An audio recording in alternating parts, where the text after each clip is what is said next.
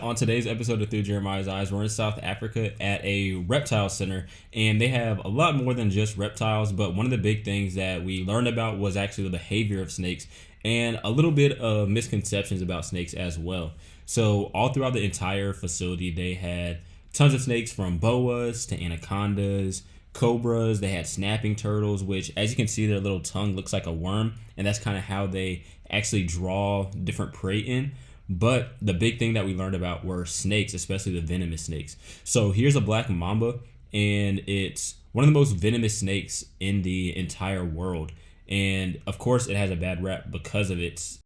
But regardless, no snake, whether it's a black mamba or even a king cobra, there has to be so much agitation to go on and happen, and the snake truly has to feel like it's in immediate danger for the snake actually to try and bite at you or lunge at you, which really puts you at a really safe place as long as you don't purposefully go out of your way to try and agitate a snake.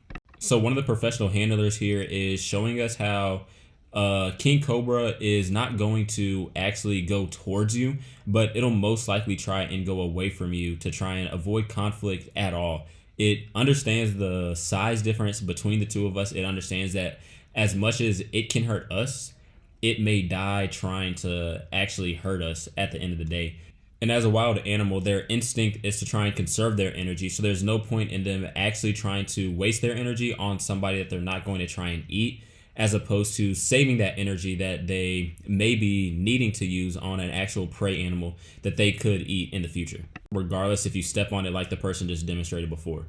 Now, after we did that, we actually looked at the anatomy of snakes, as well as doing a couple of necropsies to try and understand the cause of death of some of the captive snakes so they can better understand what they need to do to be able to manage them better.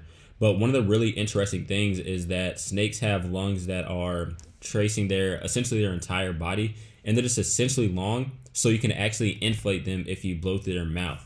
But there's so many cool things about snakes. There's so many interesting facts and anatomical differences between them and us, and all of it's really interesting to me to learn about. Currently, I have 2 ball pythons. Definitely want to get even more.